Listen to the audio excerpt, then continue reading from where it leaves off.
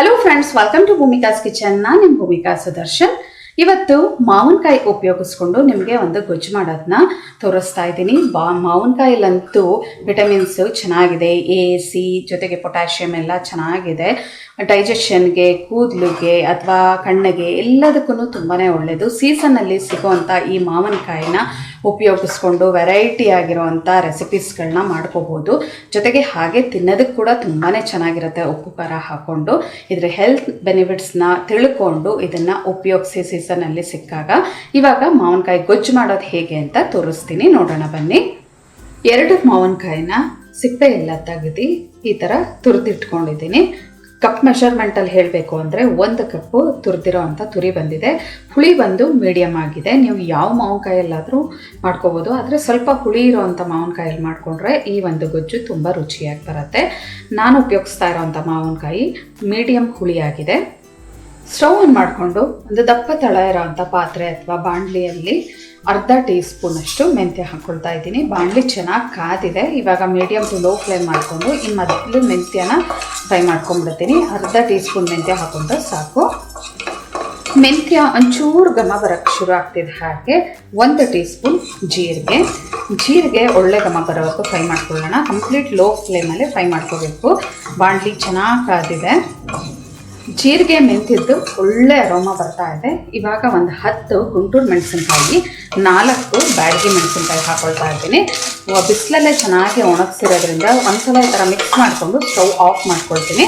ಇದು ಪೂರ್ತಿ ತಣ್ಣಗಾದ ನಂತರ ಮಿಕ್ಸರ್ ಜಾರ್ ಒಳಗಡೆ ಹಾಕ್ಕೊಳ್ತೀನಿ. ತಣ್ಣಗಾದ್ಮೇಲೆ ಮಿಕ್ಸರ್ ಜಾರ್ ಒಳಗಡೆ ಹಾಕ್ಕೊಂಡಿದ್ದೀನಿ. ರುಚಿಗೆ ತಕ್ಕಷ್ಟು ಕಲ್ಲುಪ್ಪು 1 ಟೀ ಸ್ಪೂನ್ ಅಷ್ಟು ಹಾಕ್ಕೊಂಡಿದ್ದೀನಿ. ಇದನ್ನು ನೈಸ್ ಪೌಡ್ರ್ ಮಾಡ್ಕೊಂಡಿದ್ದೀನಿ. ಮೊದಲು ಇದನ್ನೆಲ್ಲ ಆದಷ್ಟು ನೈಸ್ ಪೌಡರ್ ಮಾಡ್ಕೊಂಡಿದ್ದೀನಿ. ಇದಕ್ಕೆ 1/4 ಟೀ ಸ್ಪೂನ್ ಅಷ್ಟು ಅರಶಿನ, ಜೊತೆಗೆ ಮಾವಿನಕಾಯಿಗೆ ತಕ್ಕ ಹಾಗೆ ಹುಳಿ ಹಾಕೋಬೇಕು. ಇಲ್ಲಿ ಅರ್ಧ ಕಪ್ ಅಷ್ಟು ಬೆಲ್ಲ ತಗೊಂಡಿದ್ದೀನಿ. ಈ ಬೆಲ್ಲನೂ ಹಾಕೊಂಡು ಇವಾಗ ಮಾವಿನಕಾಯಿ ಹಾಕೊಂಡ್ಬಿಡೋಣ. ಈ ಮಾವಿನಕಾಯಿ ತುರಿನೂ ಮಿಕ್ಸರ್ ಜಾರ್ ಒಳಗಡೆ ಹಾಕೊಳ್ತೀನಿ. ಮಿಕ್ಸರ್ ಜಾರ್ ಒಳಗಡೆ ಹಾಕೊಂಡು ಜಸ್ಟ್ ಒಂದ್ಸಲ ಬ್ಲೆಂಡ್ ಮಾಡಿಕೊಂಡ್ರೆ ಸಾಕು. ಇಲ್ಲ ನಮಗೆ ಮಾವಿನಕಾಯಿ ತುರಿನ ಬ್ಲೆಂಡ್ ಮಾಡಿಕೊಂಡು ಗೊಜ್ಜು ಥರ ಮಾಡೋದು ಇಷ್ಟ ಇಲ್ಲ ಅಂತ ಅಂದವರು ಈ ಒಗ್ಗರಣೆಗೆ ತುರಿನ ಹಾಕ್ಬಿಟ್ಟು ಈ ಏನು ಪುಡಿ ಮಾಡ್ಕೊಂಡಿದ್ದೀವಲ್ಲ ಅದನ್ನು ಹಾಕಿ ಮಿಕ್ಸ್ ಮಾಡ್ಕೋಬೋದು. ನೋಡಿ, ಇವಾಗ ಇದನ್ನು ಜಸ್ಟ್ 1-2 ಸಲ ಬ್ಲೆಂಡ್ ಮಾಡಿಕೊಂಡ್ರೆ ಹೊಂದ್ಕೊಳಂಗಾಗುತ್ತೆ. ಒಂದು 4-5 ಸಲ ಬ್ಲೆಂಡ್ ಮಾಡ್ಕೊಂಡಿದ್ದೀನಿ.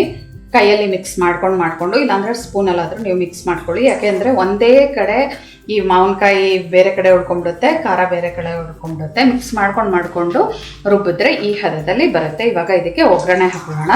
ಇಲ್ಲ ನೀವು ಬರೀ ಮಾವಿನಕಾಯಿ ಚಟ್ನಿ ಮಾಡ್ತೀನಿ ಅನ್ನೋರು ಇದನ್ನೇ ಬೇಕಾದರೆ ಹಾಗೆ ಸರ್ವ್ ಮಾಡ್ಕೋಬೋದು. ಇದನ್ನು ಜಾಸ್ತಿ ಹೊತ್ತು ಇಡೋದಕ್ಕಾಗಲ್ಲ, ಆ ತಕ್ಷಣ ಉಪಯೋಗಿಸ್ಕೊಳ್ಳೋ ಅಂಥದ್ದು. ಇದಕ್ಕೆ ಒಗ್ಗರಣೆ ಹಾಕೊಳ್ಳೋಣ. ಇವಾಗ ಸ್ಟವ್ ಆನ್ ಮಾಡಿಕೊಂಡು ಅದೇ ಬಾಣಲಿ ಒಳಗಡೆ 1/4 ಕಪ್ ಅಷ್ಟು ಎಣ್ಣೆ ಹಾಕೊಳ್ತಾ ಇದ್ದೀನಿ. ಎಣ್ಣೆನೇ ಒಂದು ಪ್ರಿಸರ್ವೇಟಿವ್ ಇದೆ ಹಾಗೆ ಇದಕ್ಕೆ, ಅದಕ್ಕೋಸ್ಕರ ಜಾಸ್ತಿ ಹಾಕೋಬೇಕು. ಸಾಸಿವೆ ಕೂಡ 1 ಟೀ ಸ್ಪೂನ್ ಅಷ್ಟು ಸಾಸಿವೆ ಹಾಕೊಂಡಿದ್ದೀನಿ. ಸಾಸಿವೆ ಚೆನ್ನಾಗಿ ಸಿಡಿಯೋದಕ್ಕೆ ಶುರು ಆಗಲಿ. ಎಲ್ಲ ಚೆನ್ನಾಗಿ ಮಿಕ್ಸ್ ಮಾಡ್ಕೊಳ್ತೀನಿ. ಸಾಸಿವೆ ಲೈಟಾಗಿ ಸಿಡಿಯೋದಕ್ಕೆ ಶುರು ಆಗ್ತಾ ಇದೆ. ಇವಾಗ ಇಂಗು 1-2 ಚಿಟಿಕೆ ಇಂಗು ಹಾಕ್ಕೊಂಡು 1 ಗರಿ ಕರಿಬೇವಿನ ಸೊಪ್ಪು ಹಾಕ್ಕೊಳ್ತೀನಿ. ಕಂಪ್ಲೀಟ್ ಲೋ ಫ್ಲೇಮ್ ಮಾಡ್ಕೋಬೇಕು ಈ ಗೊಜ್ಜು ಹಾಕಬೇಕಾದ್ರೆ, ಇಲ್ಲಾಂದರೆ ಸಿಡಿಯುತ್ತೆ. ಬ್ಲೈಂಡ್ ಯಾರಾದರೂ ಮಾಡ್ತಾ ಇರೋರು ಅಥವಾ ಹೊಸಬ್ರು ಮಾಡ್ತಾ ಇರೋರಾದರೆ ಬೇಕಾದರೆ ಸ್ಟವ್ ಆಫ್ ಮಾಡಿಕೊಂಡು ಈ ಗೊಜ್ಜನ್ನ ಹಾಕ್ಕೊಂಡು ನಂತರ ಸ್ಟವ್ ಆನ್ ಮಾಡ್ಕೊಳ್ಳಿ. ನನಗೆ ಸ್ವಲ್ಪ ಮಿಕ್ಸಿಂಗ್ ಎಲ್ಲ ಕಷ್ಟ ಆಗೋದ್ರಿಂದ ಸ್ಟವ್ ಆಫ್ ಮಾಡಿಬಿಟ್ಟಿದ್ದೆ. ನೋಡಿ, ಇವಾಗ ಆನ್ ಮಾಡಿಕೊಂಡು ಇವಾಗ ಮಿಕ್ಸ್ ಮಾಡ್ಕೊಳ್ತೀನಿ.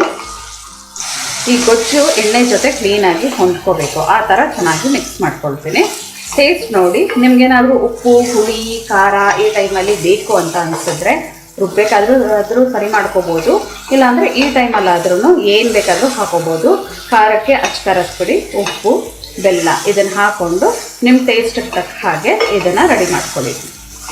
ಹೈ ಫ್ಲೇಮಲ್ಲಿ 1-2 ನಿಮಿಷ ಬಿಸಿ ಆಗ್ತಿದ್ದ ಹಾಗೆ ಕಂಪ್ಲೀಟ್ ಲೋ ಫ್ಲೇಮ್ ಮಾಡಿಕೊಂಡು ಇದರಲ್ಲಿರೋ ಅಂಥ ಘಾಟ್ ಅಂಶ ಹೋಗಬೇಕು.